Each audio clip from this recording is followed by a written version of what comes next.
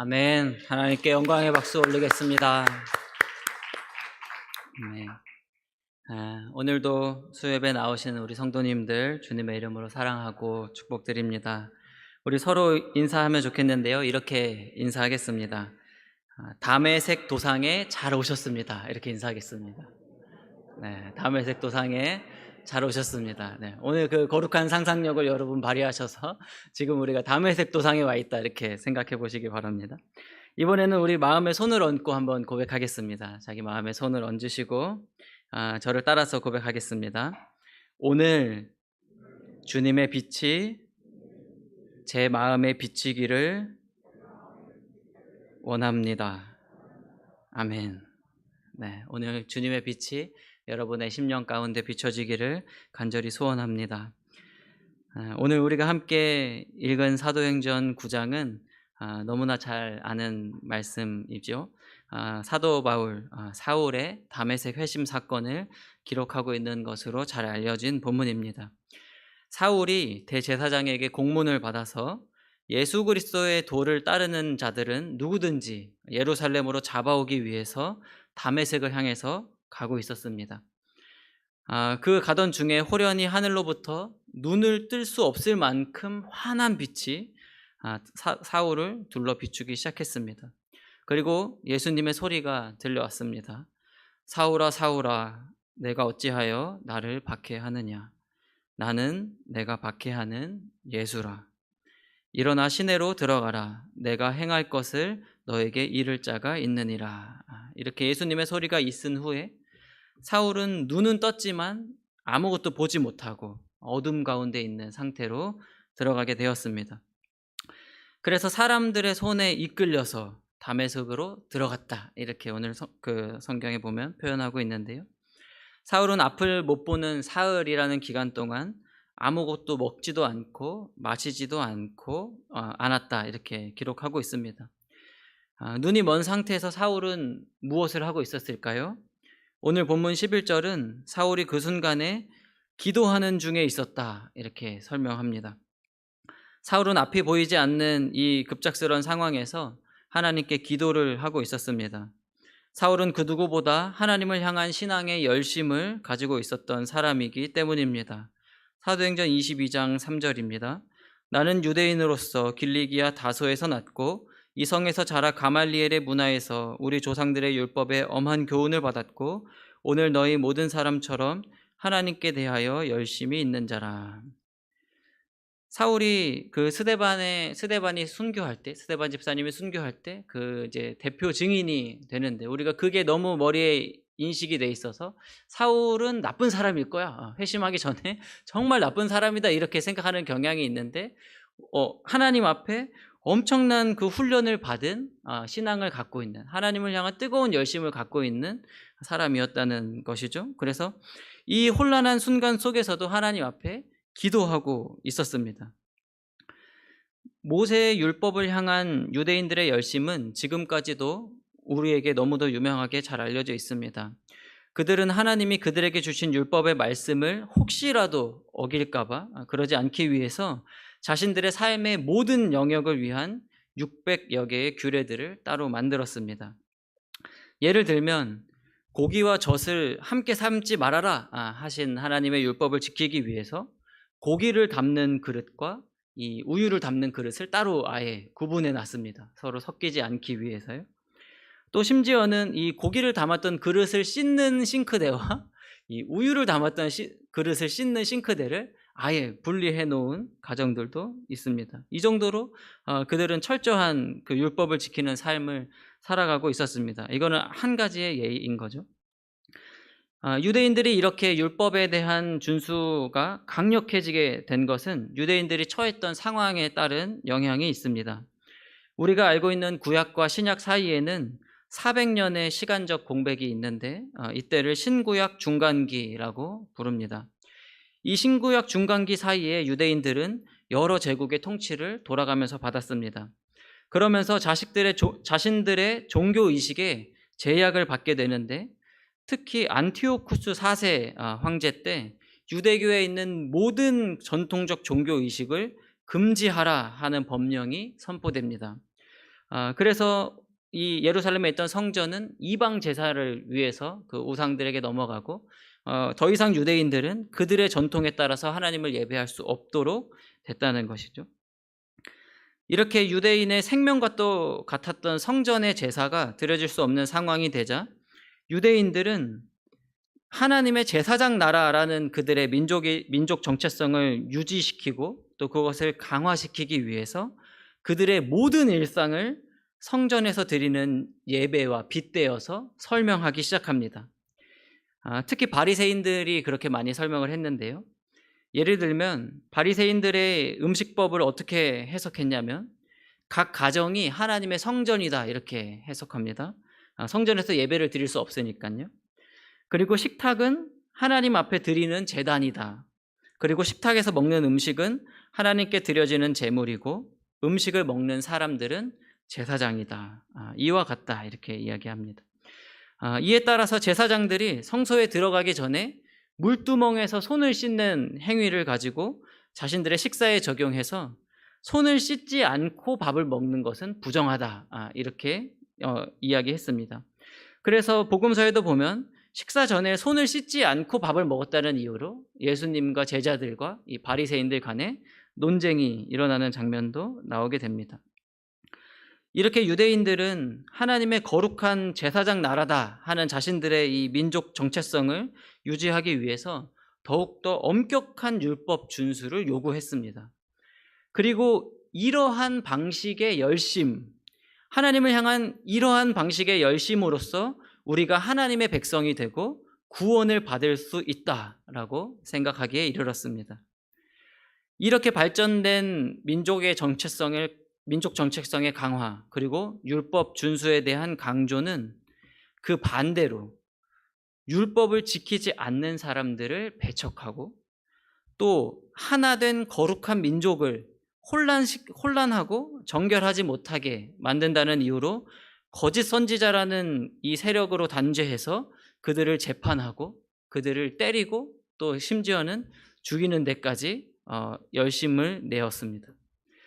그 결과가 이제 스데반의 순교 사건도 있지만 그 전부터 예수님을 거짓 선지자로 정죄하고 그리스도인들을 핍박하고 그들의 믿음을 단죄한 것이죠. 그들이 예수님을 정죄하고 그리스도인들을 핍박한 이유는 이 거룩한 백성, 이 하나된 백성의 혼재함을 막기 위해서였다는 거죠. 그러니까 그리스도인들을 핍박한 것 자체가 유대인들에게는 하나님을 향한 열심이었다라는 말입니다.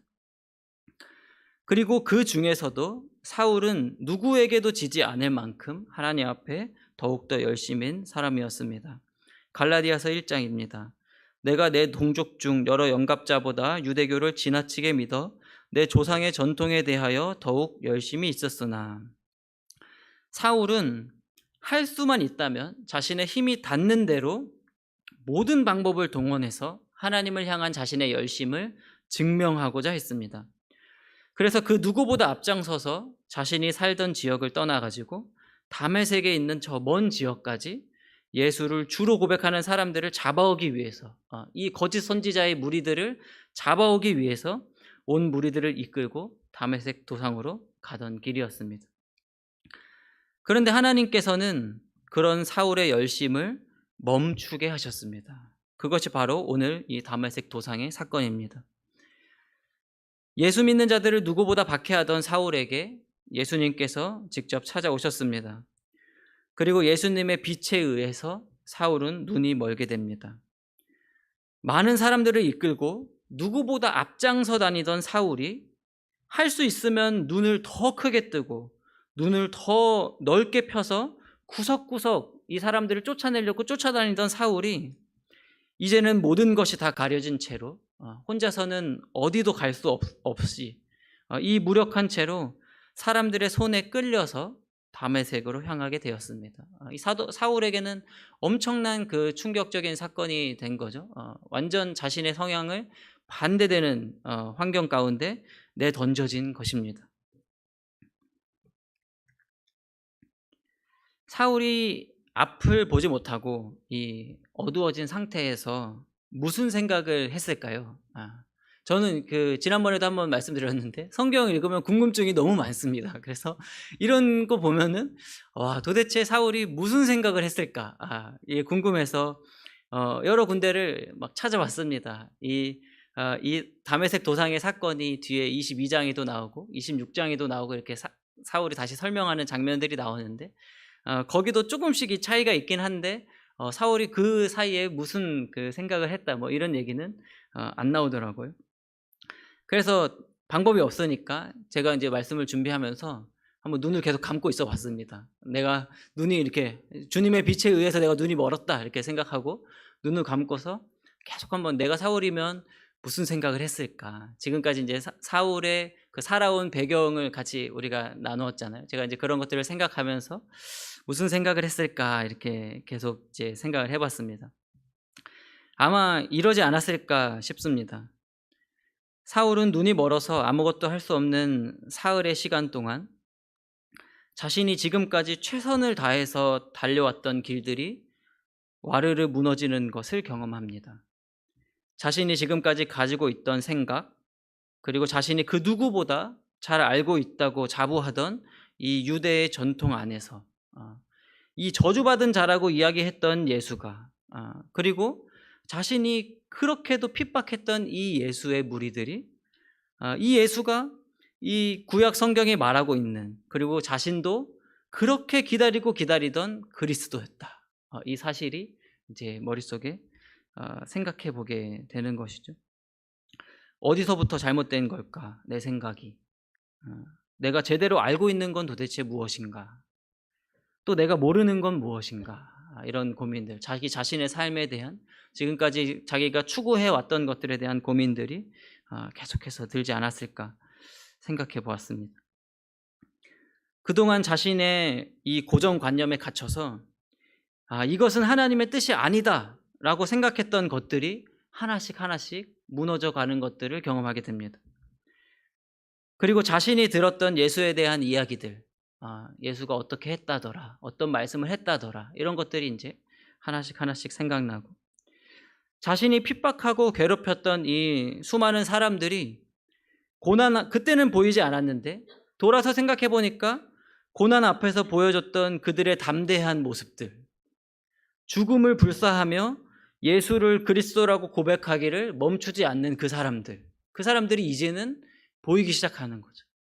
그 전에도 분명히 봤던 장면들인데 눈을 감고 나니까 새롭게 보이기 시작한다는 겁니다.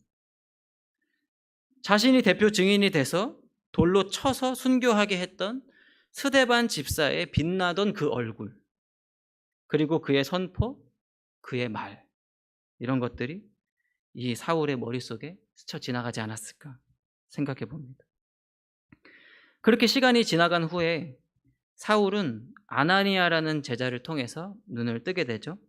그리고 다메섹으로 들어가서 각 회당에서 예수는 하나님의 아들이다 담대하게 선포하기에 이릅니다. 그러니까 이 눈을 뜨고 바로 가서 이렇게 선포를 했다는 건 그 사이에 아마도 이런 그 과정들이 지나가지 않았을까. 내가 박해하던 그 예수를 믿던 그 그리스도인들이 그들이 참 진리를 믿고 있었던 거구나라고 깨달았다는 것이죠. 오늘 우리가 그동안 이미 익히 들어왔던 사울의 회심을 다시 보면서 함께 주목하고 싶었던 것은, 사울이 하나님의 빛을 받고 앞을 보지 못하게 되면서 그때서야 비로소 제대로 된 진짜 진리를 발견하게 됐다 하는 깨달음입니다. 우리도 신앙생활을 쭉 해오고 있는데요, 우리가 하나님을 진짜로 만나고 하나님을 진짜 제대로 경험하는 그 순간이 언제냐면 하나님의 빛이 우리의 삶 가운데 임하는 순간입니다.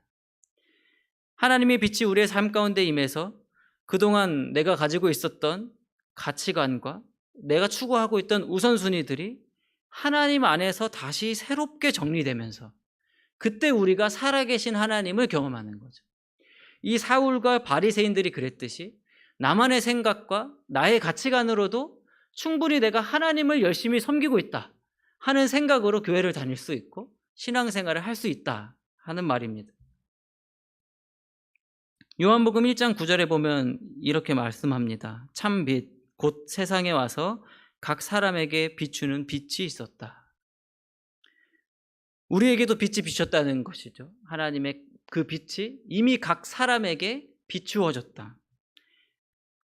그래서 하나님의 빛이 우리에게 임하면 내가 눈을 크게 뜨고 제대로 보고 있다고 생각하던 그 순간들이 사실은 내가 앞 못 보는 맹인과 같이 내가 제대로 보고 있던 것이 아니구나 하는 것을 깨닫게 되는 것입니다.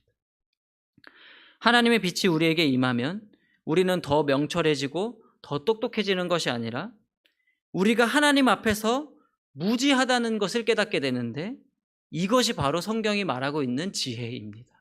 내가 하나님 앞에 아는 것이 정말 별로 없구나 하는 것을 깨닫는 것이죠. 그것이 성경이 말하는 말씀의 빛이고 성경이 말하는 지혜입니다.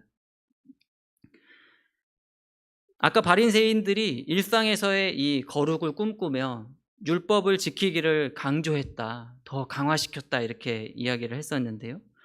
그런 바리새인들을 향해서 예수님께서 이와 비슷한 맥락의 가르침을 주시는 부분이 있습니다. 마태복음 23장입니다. 눈먼 바리새인이여, 너희는 먼저 안을 깨끗이 하라. 그리하면 겉도 깨끗하리라. 그러니까 예수님의 이 말씀은 무엇이냐면, 너희가 겉을 깨끗하게 하려고 여러 가지를 하는데 너희 안을 먼저 깨끗해 해야 된다라고 말씀하시면서 눈먼 바리새인들아 이렇게 이야기하고 있다는 것이죠. 또 요한복음 9장에서는 이렇게 말씀합니다.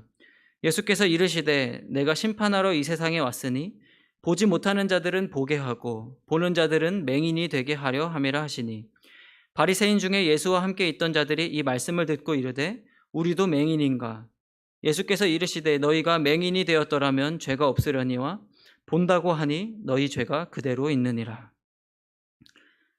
오늘 우리 이 시간에 우리 사랑하는 성도님들의 심령 가운데도 예수님의 빛이 비추이기를 간절히 소망하는데, 내가 잘 알고 있다고 생각했던 것들이 사실은 그게 아주 작은 수준의 지식이었구나 라는 것을 깨닫게 되고, 내가 진짜 보아야 하는 것들은 하나님의 빛 가운데 볼 수 있는 거구나, 이 사실이 우리 가운데 이루어지는 오늘 예배가 되기를 축복합니다. 이렇게 예수님을 만난 이 사울이 그동안 자신이 이루어왔고 또 자신이 추구해왔던 이것들이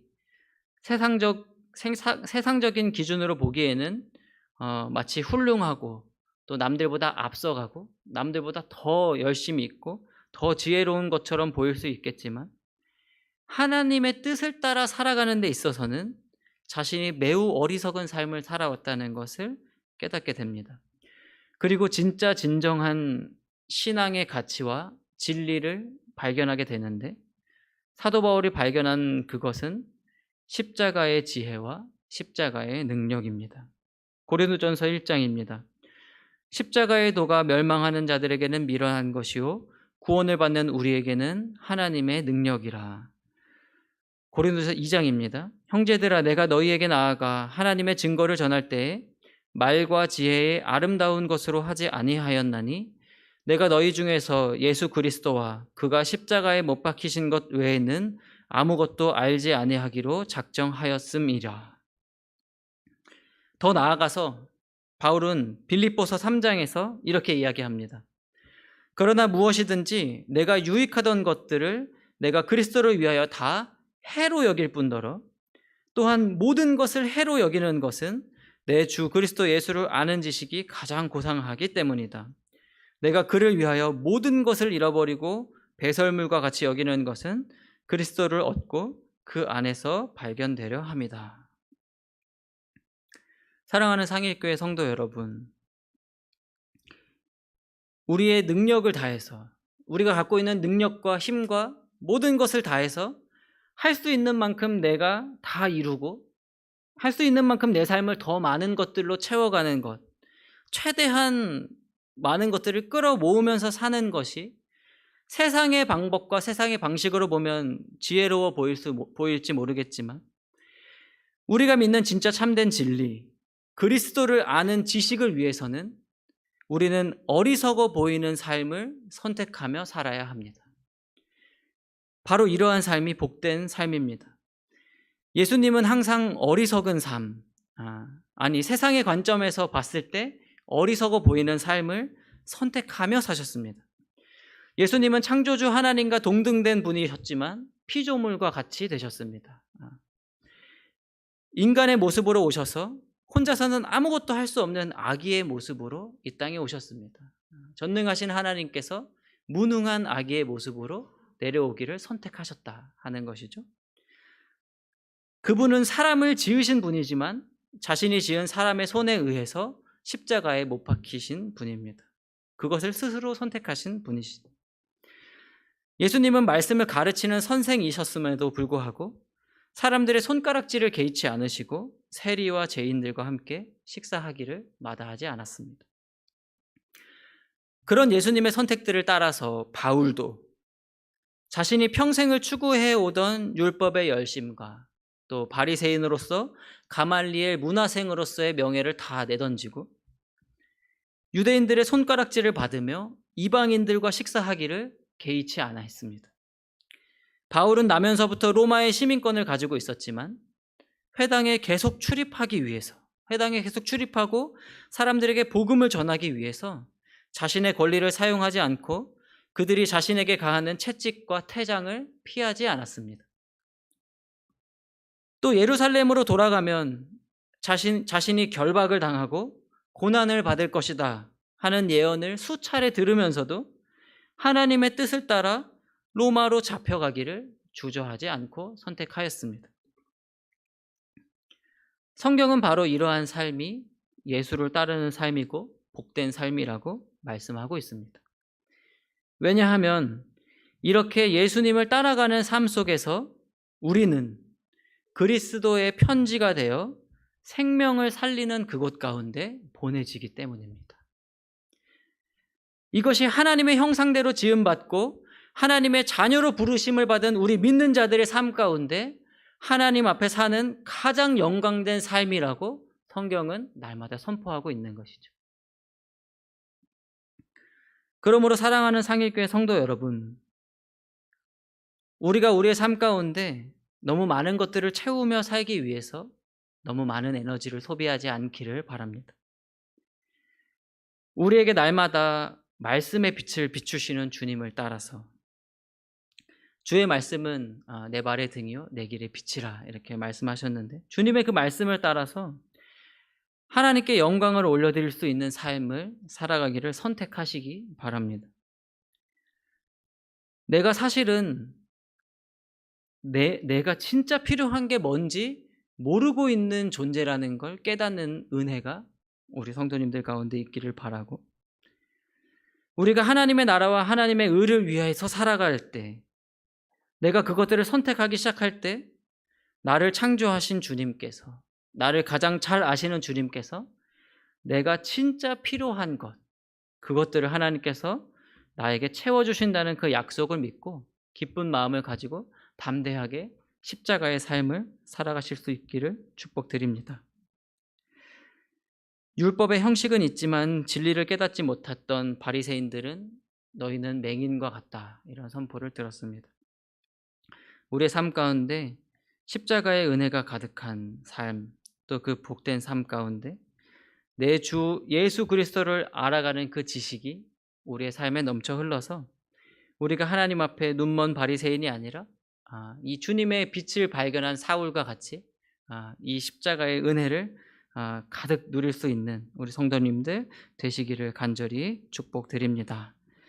우리 같이 기도하겠습니다.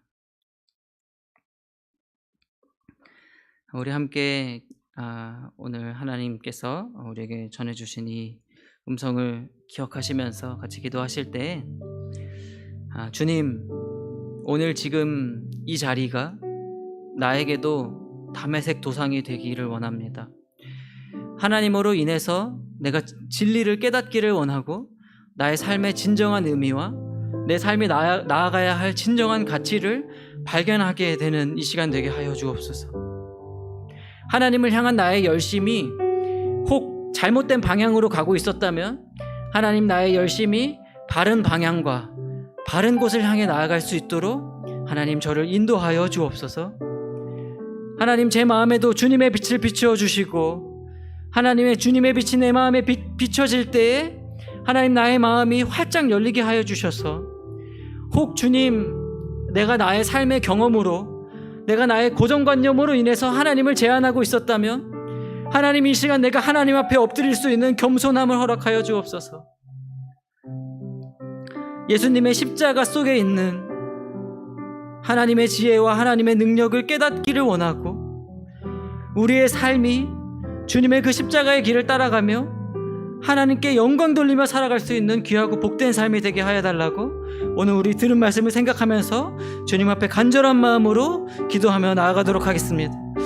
살아계신 하나님 아버지, 하나님 다메섹 도상 가운데 사울에게 찾아오셔서 하나님 환한 빛을 비추시고 사울의 눈을 가리셨지만 하나님 그 마음 가운데서 하나님 그의 영적인 눈을 열어서 하나님 앞에 사울이 진짜로 보게 할 것들을 보게 하시며 그가 지금까지 보지 못하고 있던 것들의 무엇임을 깨닫게 하셨던 것처럼 하나님 오늘 이 시간 우리 가운데 임재해 주셔서 하나님 저에게도 주님의 빛을 비추어 주셔서 하나님 제가 겉모습만 주님을 예배하고 겉모습만 하나님을 높여드리는 형식적인 예배, 형식적인 그리스도인이 되는 것이 아니라 하나님 나의 삶 속에서 내가 십자가의 지혜를 발견하고 나의 삶 속에서 복음의 능력을 경험하는 살아있는 하나님을 경험하는 나의 삶이 될 수 있도록 하나님 우리의 삶을 주님께서 빛을 비추어 주시고 주관하여 주옵소서. 하나님 예수님의 십자가 속에 있는 그 복음의 비밀 하나님 우리가 깨달을 수 있도록 하나님 우리의 마음 가운데 말씀이 깨달아지게 해주시고 주님의 말씀이 내 삶에 내 발의 등이요 내 길의 빛이니이다 고백했던 그 시편 기자의 고백처럼 하나님 우리가 날마다 주님의 말씀을 묵상하는 데 소홀하지 않게 해주시며 하나님의 말씀을 읽을 때 성령이 우리의 마음 가운데 임하사 하나님 우리가 지금까지 보았던 말씀이 새롭게 보여지는 역사가 있게 해주시고 하나님 우리가 지금까지 살았던 우리의 삶의 경험들이 새롭게 열려지는 하나님 그 놀라운 역사가 하나님의 성령의 조명하심과 주님의 계시와 지혜가 우리 안에 깨달아질 수 있도록 성령 하나님 우리 가운데 임재하사 그 은혜를 더하여 주옵소서. 사랑하는 하나님 아버지, 오늘도 저희에게 말씀하여 주시고 함께 주님을 높이며 마음을 쏟아놓게 하시니 감사를 드립니다. 참 빛 곧 세상에 내려와 각 사람에게 비추이는 빛이 있었다 말씀하셨는데 하나님 우리에게 그 빛이 비춰질 그때에 어둠을 깨치고 빛 가운데로 담대히 나아갈 수 있도록 저희들을 이끌어 주옵소서. 주의 말씀은 내 발의 등이요 내 길의 빛이니이다 고백했던 것과 같이 우리 길의 빛이 되시는 하나님의 말씀만 따라가는 삶 살아가게 하여 주시고 세상의 지혜로 나의 삶을 채우며 끌어모으는 데 집중하는 것이 아니라 삶의 순간순간마다 저희들을 붙들어 주셔서 오직 하나님께만 영광이 되는 삶을 살아가게 하여 주옵소서. 지금도 병환 중에 있는 사랑하는 상일교회 성도님들을 살펴 보호하여 주시고 그들에게 치유의 은혜를 더하사 그들의 영이 살아나며 그들의 몸이 회복되는 역사를 저희에게 허락하여 주옵소서. 재정으로 인해 고통받는 자들에게 그들의 필요를 채우시며 가정마다 하나님 앞에 기도하는 여러 기도 제목들을 하나님이 이미 아시오니 주님의 시간에 주님의 뜻이 이루어지는 것을 묵도하고 경험하게 하옵소서. 감사드리며 예수님의 이름으로 기도하옵나이다. 아멘. 찬송가 151장 찬양